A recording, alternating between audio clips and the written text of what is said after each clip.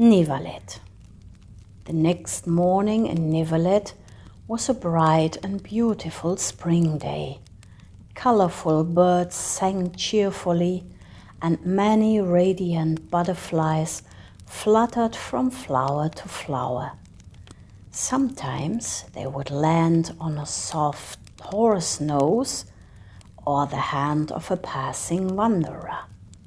The warm sun shone through the holes of the old stable, making the surroundings appear enchanted and mystical.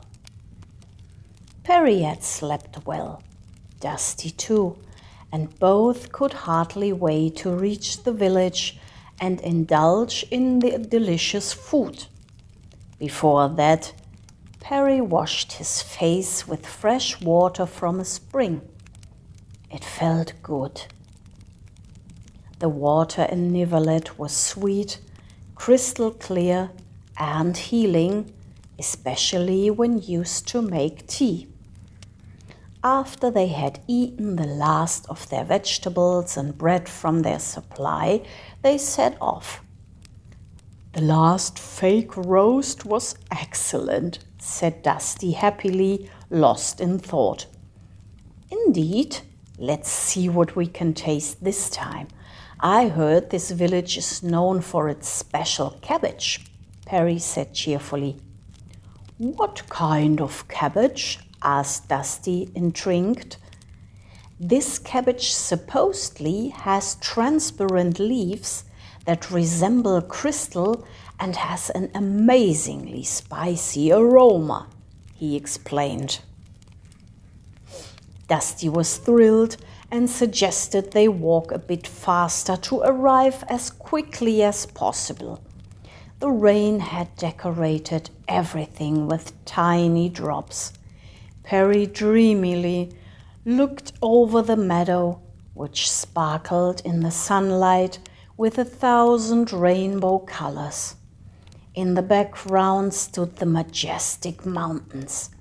It smelled wonderfully of wet wood and fresh air, mixed with a hint of adventure. They would probably arrive just in time for lunch, though in Nivaleth one could always eat something at any time of the day. The two happily crossed valley after valley.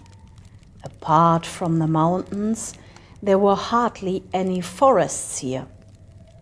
Only a single woodland existed, and they would soon pass it if they stayed on their path. The village lay just beyond, at the foot of a large mountain. But which mountain could it be? Perry wondered.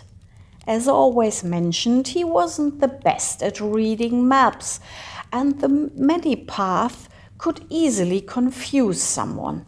However, he was sure they would reach their destination. They had been following a narrow path for several hours, one that occasionally crossed with others, when they suddenly spotted the dark green forest ahead of them. "Seems to me we're on the right track," said Perry happily, as they walked beneath the rustling trees. It was a coniferous forest with many firs, pines, and spruces. Perry picked a few needles from each tree. Here you could prepare something from every kind of leaf, or even eat them. Perry loved to make his special forest magic tea. It was brewed from various needles of the trees and sweetened with the sugar harvested from the blue butterflowers. "You," Dusty suddenly said, stopping. "This mushroom looks familiar. Haven't we already been here?" Perry examined the mushroom closely. "You might be right," he replied after a moment. Did we take a wrong turn? The grey pony pondered, trying to scratch his ear with his hoof. That could indeed be the case. Let's walk a bit further. If we see this mushroom again, I'll come up with something, said Perry. They were just about to continue resolutely when they heard a voice calling behind them. Hey, greetings! Can I help you? Perry and Dusty turned around and saw a charming woman hurrying towards them on the path. She must have noticed that they were confused. Under her arm, she carried a basket full of fresh vegetables found only in the forests like this one. The ruby red dress accentuated her dark skin and amber-colored eyes in an enchanting way. She had a wide, friendly smile, and a mystical aura surrounded her, much like that of an elf. Good day, Perry responded lightly and bowed as she stopped in front of him. We do need some help. We seem to be lost. Our destination is the village at the foot of the mountain. Could you perhaps point us in the right direction? The woman beamed. Of course. I happen to live in that very village, and it would be my greatest pleasure to guide you there. My name is Elex. It's a pleasure to meet you both. Perry introduced himself with a smile, and Dusty happily pawed the ground with his hoofs as Elex gently stroked his pink nostrils. How lucky they were to have met this kind of lady, for it turned out the way to the village was a bit more complicated than they had imagined. I see you were out vegetable hunting, Perry said with a smile. Oh, yes. Today I'm preparing my children's favorite dish. I have 4 of them. You must know, being a mother has always been my biggest dream. I'm raising them on my own.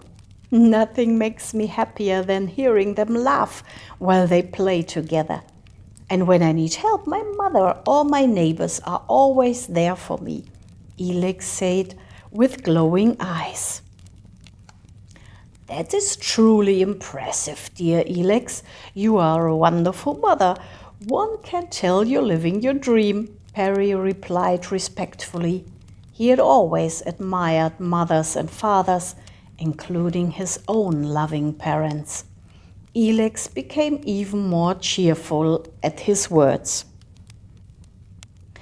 And what brings you to our lovely village? She asked with interest and handed Dusty a huge, glowing purple tomato from her basket.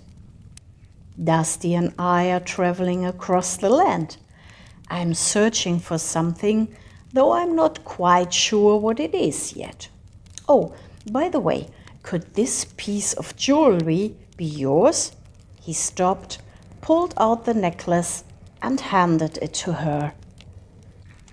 Elex examined it with fascination and ran her fingers over the little laughing cloud.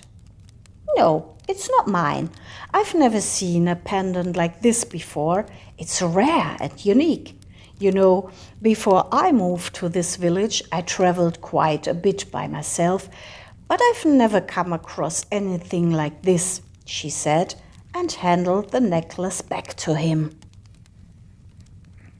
Strange, isn't it? We found it in a stable, Perry replied. The 3 of them continued pondering over it for a while before Elex invited them to lunch at her home. There's more than enough for everyone, she said kindly. Perry and Dusty gladly accepted her invitation. This way, they could also meet her charming children and try the local food.